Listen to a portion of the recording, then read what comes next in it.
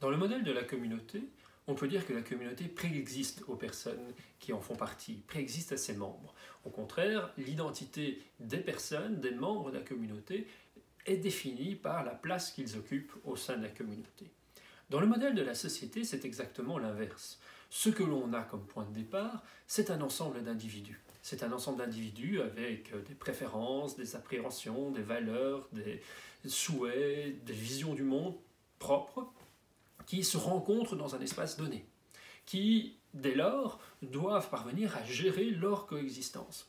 Le modèle de la société se comprend, dès lors, sous le modèle davantage contractualiste du pacte passé entre des individus qui s'efforcent de définir les règles qui vont leur permettre de régir leur coexistence dans un espace donné. En définitive, donc, si la communauté pouvait être représentée par le village, la société est davantage représentée par la ville. La ville où on ne connaît pas nécessairement son voisin, où on coexiste au sein d'un immeuble à appartement par exemple, où il faut s'entendre, pour reprendre l'image que j'avais utilisée dans le chapitre sur le libéralisme, il faut s'entendre sur les règles qui vont permettre de gérer les espaces communs, mais où chacun pourra bénéficier d'une forme d'anonymat dans sa sphère privée, dans son appartement. Ville où justement la multitude, l'importance des gens, la diversité des origines offrent aussi une possibilité davantage de vivre à l'abri des regards ou à l'abri du jugement de ces inconnus qui juste n'iront pas raconter à nos parents, n'iront pas raconter à notre voisin ce qu'ils nous ont vu faire dans les champs, que sais-je, dans un jardin ou à un autre endroit. On est plus sous le contrôle social constant que l'on peut avoir dans un espace davantage clos, dans l'espace propre à une communauté où tout le monde se connaît, où tout le monde se regarde.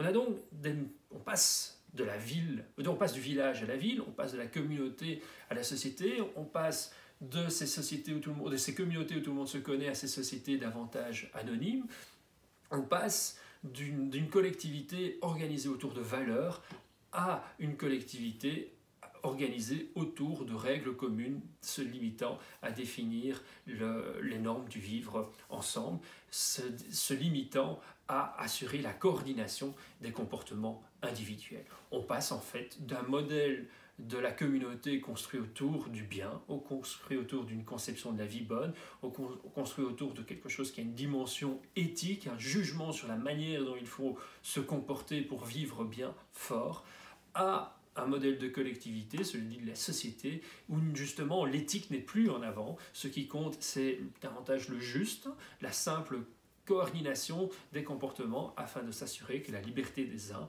s'arrête là où commence celle des autres et que chacun puisse bénéficier de son propre espace. Donc une vision extrêmement libérale, propre à la société. Le libéralisme s'est d'ailleurs développé pour penser l'organisation politique de nos sociétés contemporaines.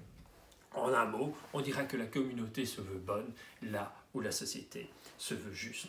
Et donc le primat du juste sur le bien inhérent au libéralisme est en quelque sorte l'illustration où entre en consonance avec la primauté du modèle de la société sur le modèle de la communauté dans nos sociétés contemporaines marquées par le fait du pluralisme.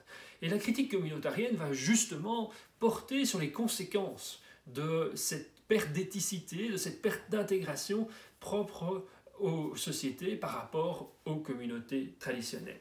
Avec une triple question.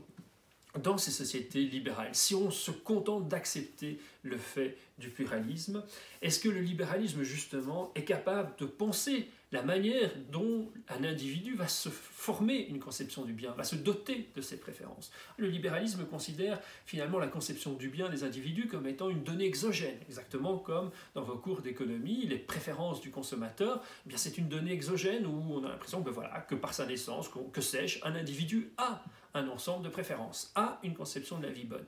Mais sans s'intéresser réellement à la manière dont cette conception de la vie bonne est formée, comment un individu a une conception de la vie bonne, a un ensemble de préférences, pourquoi celle-là, pourquoi pas une autre, est-ce que vraiment cette conception de la vie bonne relève de son choix libre, est-ce que ce n'est pas déterminé socialement, est-ce que ce n'est pas une conséquence d'influence culturelle, voire de domination, voire d'inégalité.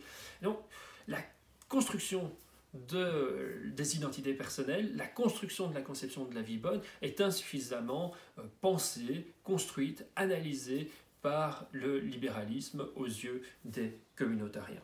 Mais de même, à partir du moment où on perd la force d'intégration de la communauté, la force d'intégration de valeurs partagées, les communautariens vont interroger le libéralisme sur leur capacité de penser l'intégration d'un individu dans une collectivité. Comment est-ce qu'ils voient cette collectivité? Est-ce que cette collectivité est porteuse d'une identité à laquelle il peut se reconnaître? Est-ce qu'il sait se définir comme étant membre d'une identité, d'un collectif qui dépasse sa propre existence individuelle? Est-il nécessaire ou pas que l'individu s'identifie à quelque chose qui le dépasse? Et si pour les communautariens, cette question est si importante, parce que c'est le troisième niveau de la critique, c'est parce que sans cette identification à une collectivité, on peut s'interroger sur la capacité du libéralisme à penser la cohésion sociale nécessaire pour définir une solidarité entre les membres de la communauté. Si on est juste des individus, si on est juste des êtres centrés sur soi, comment, en cas de difficulté, les uns les autres pourrons-nous compter réellement sur la participation, le soutien des autres? Peut-on se contenter de mécanismes froids, bureaucratiques d'un État qui lui-même devra justifier les politiques de solidarité qu'il essaierait de mettre en œuvre et donc faire appel quand même à quelque chose comme un sentiment d'appartenance commune?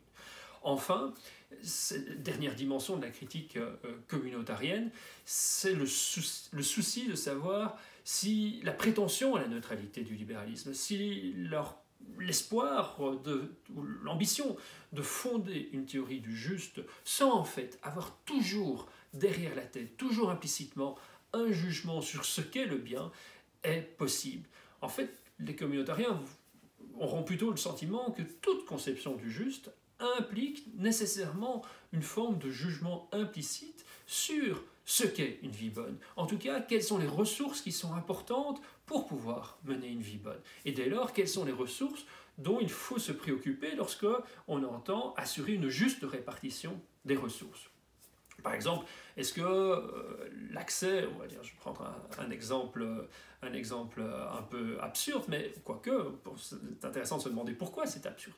Est-ce que l'accès à des clubs de golf est une ressource absolument indispensable? Est-ce qu'il faut s'assurer que toute personne ait la possibilité d'avoir accès à un club de golf, ou bien est-ce qu'il faut seulement s'assurer que toute personne ait accès à une éducation?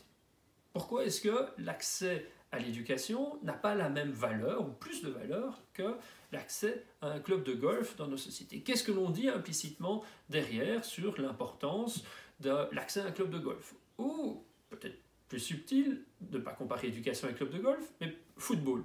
Pourquoi est-ce que les clubs de foot sont davantage démocratiques que les clubs de golf? Pourquoi est-ce qu'ils sont davantage peut-être subventionnés que les clubs de golf? Ce faisant, est-ce qu'il n'y a pas quelque chose qui fait écho à la place plus populaire, plus centrale dans nos sociétés du football par rapport au golf? Pourquoi est-ce qu'il y a ce primat de certaines formes plutôt que d'autres? Mais donc, cet double exemple montre que même entre deux sports différents, il semble qu'il y ait quelque chose comme un jugement implicite qui s'appuie sur une réalité sociale, qui s'appuie sur une tradition sportive propre à nos communautés, mais puis plus fondamentalement, le premier exemple que j'ai donné, la distinction entre le golf ou le sport de manière générale, l'éducation sportive et l'éducation, l'instruction publique, l'éducation scolaire, qui est beaucoup plus centrale chez nous. Pourquoi est-ce que cette éducation intellectuelle, même si elle comprend un peu d'éducation physique, mais pourquoi est-ce que cette éducation intellectuelle est plus valorisée, est considérée comme une ressource plus importante que l'éducation physique à travers le sport? Est-ce qu'il y a là aussi un jugement implicite quant à ce qui est nécessaire pour mener une vie bonne? Voilà des questions en tout cas qui invitent les communautariens à questionner le libéralisme sur sa capacité à être réellement neutre par rapport aux conceptions du bien, sur sa capacité à développer une théorie de la justice sans toujours implicitement faire reposer sa théorie de la justice sur au moins quelque chose comme une esquisse vague d'une conception du bien, au moins comme un préjugé quant à ce qui constitue les ressources nécessaires pour pouvoir mener une vie bonne.